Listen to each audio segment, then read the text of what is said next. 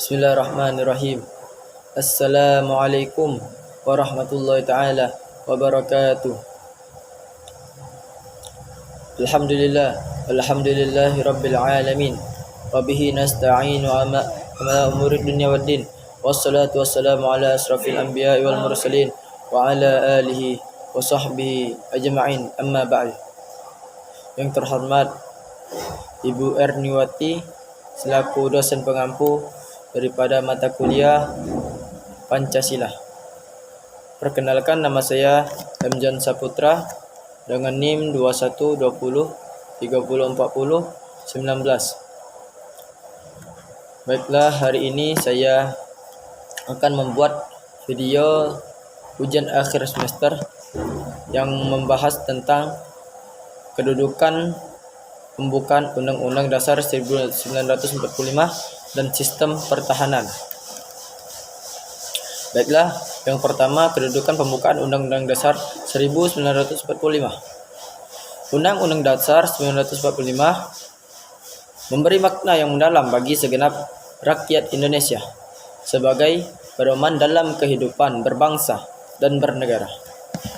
Pada hakikatnya, pembukaan Undang-Undang Dasar 1945 sebagai pokok kaidah negara yang fundamental, mempunyai hakikat dan kedudukan hukum yang tetap, maka secara hukum tidak dapat diubah. Kedudukan pembukaan Undang-Undang Dasar 1945 merupakan satu rangkaian utuh dengan proklamasi kemerdekaan. Maka pembukaan Undang-Undang Dasar 1945 tidak dapat diubah. Jika pembukaan Undang-Undang Dasar 1945 diubah, berarti mengubah hakikat dari negara Indonesia yang sudah diproklamasikan pada tanggal 17 Agustus 1945. Makna dari pembukaan Undang-Undang Dasar 1945 dibagi menjadi 4 alinea. Bunyi alinea yang pertama yaitu bahwa kemerdekaan itu ialah hak segala bangsa, dan oleh sebab itu maka penjajahan di atas dunia harus dihapuskan karena tidak sesuai dengan pri kemanusiaan dan pri keadilan. Makna dari alinea yang pertama adalah bangsa Indonesia bersatu dalam membela kemerdekaan untuk melawan penjajah dengan segala upaya, dan penjajahan itu tidak sesuai atau tidak cocok untuk kemanusiaan dan keadilan karena memperlakukan manusia dengan semena-menanya atau seenak-enaknya. Alinea yang kedua yaitu adalah bunyinya, dan pergerakan kemerdekaan Indonesia telah sampailah kepada saat yang berbahagia dengan selamat sentosa, menghantarkan seluruh rakyat Indonesia ke depan pintu gerbang kemerdekaan negara Indonesia yang merdeka, bersatu, berdaulat, adil dan makmur. Makna daripada alinea kedua adalah kemerdekaan itu adalah hasil dari perjuangan dan kerja keras bangsa Indonesia, dan kemerdekaan itu bukanlah akhir, tapi harus menciptakan Indonesia yang adil dan makmur sejahtera. Alinea ketiga bunyinya yaitu atas berkat rahmat Allah yang Maha Kuasa dan dengan didorongkan oleh keinginan luhur supaya berkehidupan kebangsaan yang bebas, maka rakyat Indonesia menyatakan dengan ini kemerdekaannya. Makna daripada alinea yang ketiga adalah kemerdekaan ini merupakan berkat rahmat Allah Subhanahu wa taala dan perjuangan melawan penjajah bagi seluruh bangsa Indonesia. Kemudian itu alinea keempat.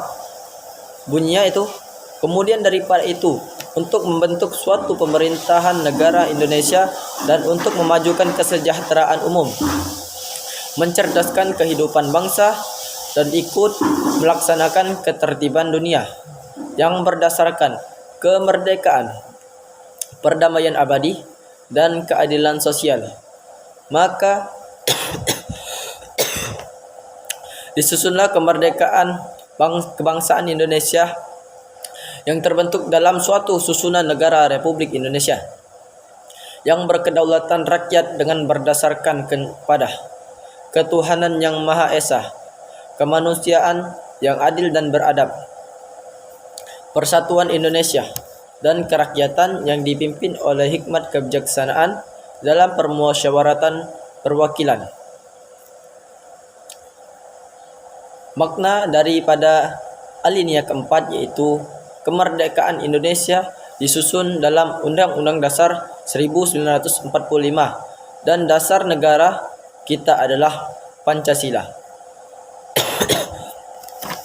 Baiklah, selanjutnya saya akan membahas tentang sistem pertahanan. Sistem pertahanan yaitu adalah sistem yang berarti satu kesatuan dari satu sistem yang untuk mempermudah suatu informasi. Pertahanan adalah suatu usaha untuk mempertahankan kedaulatan negara, wilayah negara, gangguan-gangguan terhadap negara.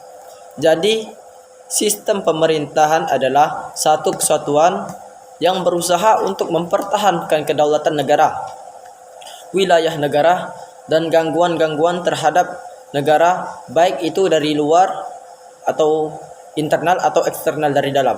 Sistem pempertahanan ini disusun dalam Undang-Undang Dasar 1945